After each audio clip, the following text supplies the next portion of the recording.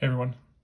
Again, I wanted to review my notes from this latest adventure, the Gallows Tournament, which was pretty much inspired and a modification of the low fantasy gaming adventure Red Hook's Tourney that's available in the Midlands World Book.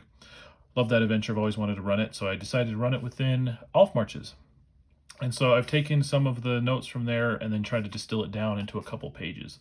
I ended up actually, instead of doing 2 pages, ended up needing 4, but these 2 are actually just more supplementary for some extra tables, timers, as well as the big boss.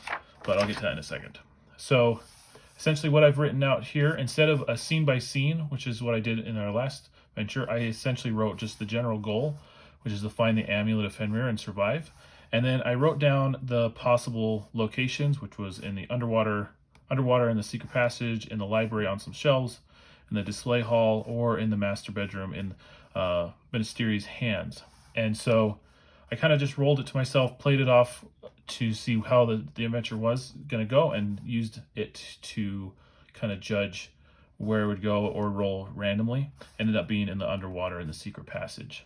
There's my little doodle of the thing to say, Bona Fortuna for what's for the reals, for the real amulet. And then the only rules that I wrote down was you have to exit the manor with the amulet around your neck counts. Can't have it in your pocket, can't have it hidden in case players decide to get sneaky.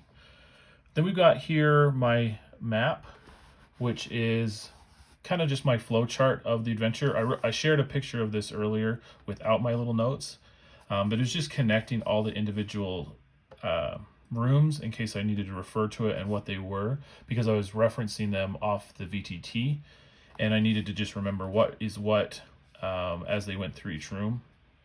In addition, I wrote little red highlights for what the key element of that room was, maybe the threat or a bonus. So for example, entry was locked. There was nothing really in the sitting room. The library had fire, but there was also a potential treat, which they got the scrolls from. They found music with potential treat, but there was poisonous dust. The dining room had a pit trap that led to the acid pit. Kitchen had food, the snake, the big bad. Venisteri was the BBEG was in the master bedroom.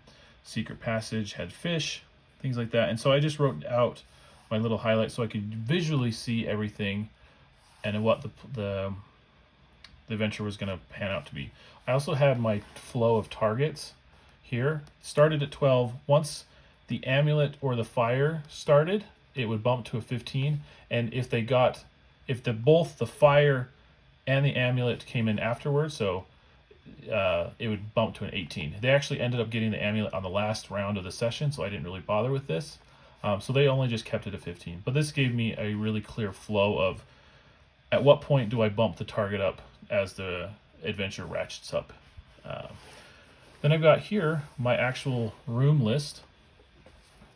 And so each one of these, I essentially just wrote out the room and then the key tag or key notes for each one. So like outside wisdom check gets you access to the secret passage. The entry, the door is locked with a heart of effort, relocks after 5 minutes, things like that. Sitting room, it's a random encounter, and I'll get to that in a second.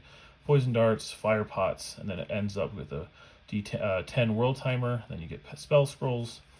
And so I just went through each room and listed out the key element. I didn't actually describe anything. I tried to just use the VTT map and, hey, this is the master bedroom. What could you find in it, as well as the players' reactions. And that was really helpful. Although, like I said, there was a ton of rooms throughout all this, and we didn't see half of them. But as my players pointed out, it made it so that it felt very sandboxy and very open to a million different ways that this venture could have gone. And so that was really exciting, because they didn't have to go to the library and set the fire on the house on fire. They could have ended up somewhere different with different traps, different things to occur. And so it really opened up the possibility for a lot of options.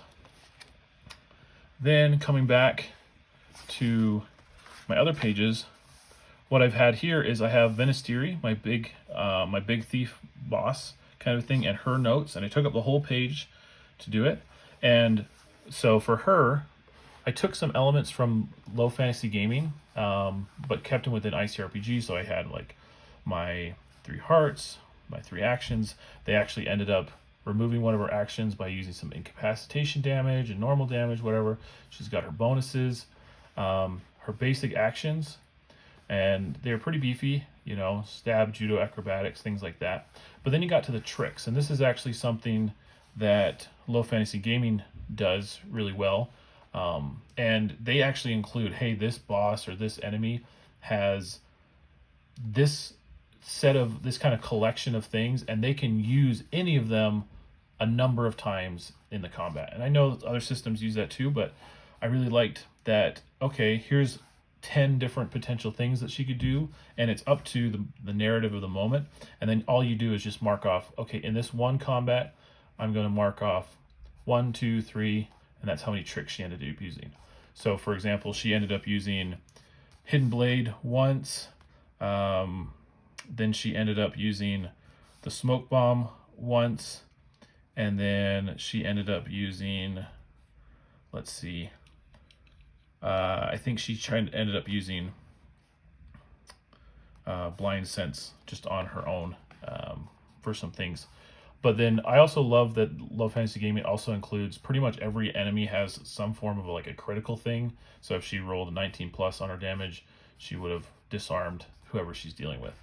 And so that was just a really fun way to make it so that this, instead of a flow chart, I still had threat protocols, but she had tricks up her sleeve, and that was a fun way of tracking it.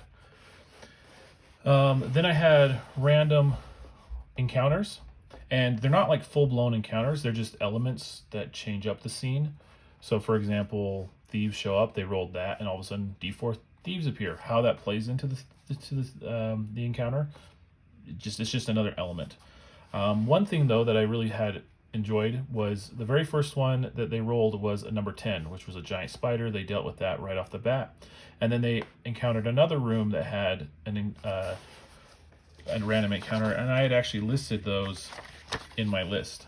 So for example, they entered into the sitting room, random encounter, roll, and then they end up going to the second story landing, which I called out was another random encounter.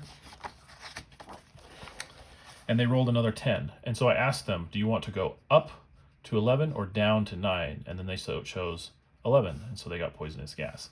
And then they ended up rolling again on a 10 or 11, and they're like, do you want to go up to 12 or down to 9? And so they chose 12, and then the dogs came out. I really like that dynamic because it feels like it can turn a random encounter, instead of just re-rolling again, it's like now you get to choose, and now it's kind of, the players are kind of connected to that choice.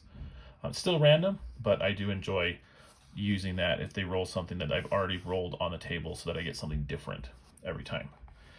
And then the final element, what I did was I had a timeline of the adventure in actual minutes. So we started at 5 a.m. and then every 30 minutes, some kind of progression would start. Because I didn't know how many rounds it would happen between each 30 minutes, so I wanted to just say at every 30-minute mark, it happened. So the game, in-game started at midnight, starts at 5 a.m. my time, then it goes 5:30. Mariket calls out, don't mess with my mimic. Encourages, hey, there's a mimic somewhere. Now there's wariness. Then we swapped those, so at 6 o'clock, archers have surrounded the building. Again, Mariket has announced that. We've changed up the scene a little bit and encourages them to stay in the house. 6:30, the broadcast code location. That way, hey, if you don't know exactly where it is, this is where it is, and it draws all the thieves to the same location, and now things start getting elevated. Still, if they don't know exactly where it is, broadcast the actual amulet location so that in the last 30 minutes of the game, they know how to get something and where to get it. And then at 7:30, a little bit after, based off the time, the tournament is over, and that's the end of the session. So I built this into the whole adventure so that I could pace it out to make sure I landed at my 7:30 goal, as well as I never felt like my players were kind of scratching their heads. I have no idea where this thing is. I have no idea how to find it. The house is on fire. How do we even know where the amulet is at this point? We don't have time to search. Well, I built that option in there to provide guidance in a very streamlined way for me to help the progression along, so that we're not just kind of floundering throughout it. But yeah, so turned into quite a bit, but it was an excellent, fun adventure. I don't really feel like any part of my notes felt really wasted. Obviously, all of this prep, most of it wasn't used, but I didn't feel like it was wasted because I didn't know what was going to happen. So having this already meant, as they explored the room in their own way, then I was prepped. Simply, I didn't have pages and pages of notes. I think the original adventure is like 11 pages, and I've boiled it down to pretty much 4 useful pages for me. And so really enjoyed the adventure, really enjoyed the tournament, how the players played. The notes were great, it really helped a lot. And I hope to continue exploring more open-ended and linear adventures in future sessions.